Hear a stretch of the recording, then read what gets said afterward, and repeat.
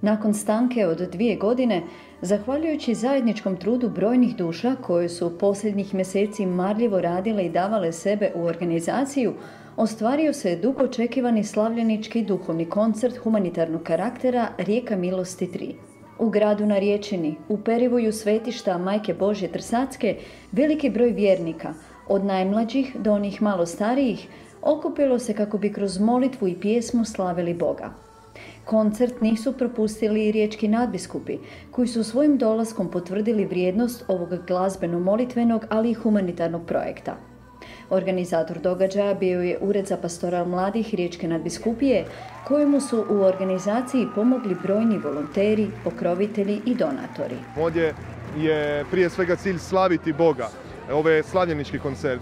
To je ipak ima jedan molitveni program, ali uz taj jedan program je zapravo i pomoć drugome. I to je upravo ostvarivanje one dvije Božje zapovjedi ljubavi na koje nas Gospodin poziva, a to je upravo da ljubimo Boga i da ljubimo brata čovjeka. Pa onda mi smo nekako odlučili obje te zapovjedi ukomponirati u jednu, organizirati ovako nešto, da evo slavimo Gospodina, ali da pomažemo našem bližnjemu.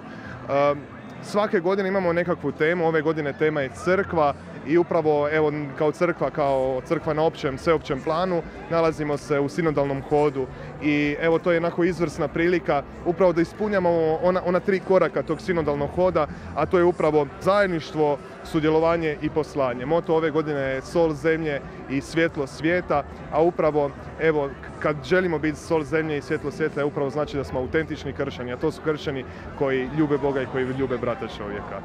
Prikupljeni novac od prodaje karata i dobrovoljnih prihoda namijenjen je prihvatilištu za beskućnike Ruže Svetoga Franje. Naše prihvatilište osnovano je prije 15 godina i već 15 godina djeluje evo iz dana u dan, prima beskućnike iz Primorsko-goranske županije, ali i šire.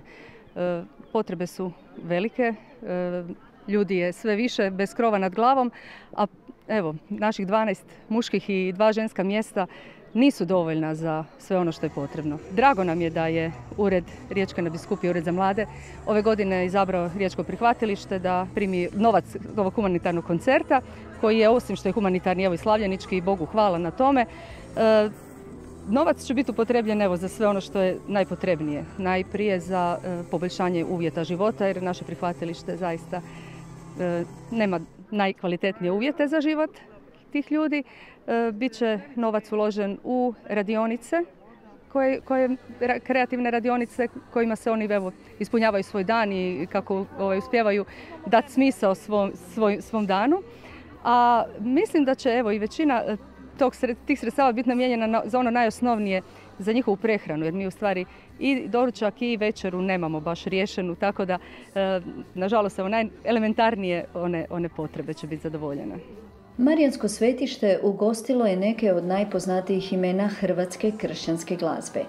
Svi su oni došli s jednim zajedničkim ciljem – staviti Boga u središte, služiti Gospodinu po darovima koji su im dani i tako uz pjesmu i u zajedništvu ohrabriti i zapaliti mnoga srca koja će nastaviti još jače izgarati za njega. Zaista mogu reći da smo jako uzbuđeni. 2 godine smo čekali na ovaj koncert da se ponovo dogodi Rijeka milosti u Rijeci, a to nam je ujedno kao svojevrsni nastavak na prije 2 tjedna na Proglaje srcem i zaista smo zahvalni da se toliko širi to slavljenje u našoj domovini. Bogu hvala i slava. Ljudi i mladi i stariji i srednji i svi da su željni Gospodina, željni su njegove prisutnosti, a ta prisutnost dolazi po slavljenju između ostalog. Tako da mislim da nema puno filozofije. Ljudi vole Gospodina u Hrvatskoj, iako neki bi voljeli to nametnuti da to nije tako, ali ne bi se složila.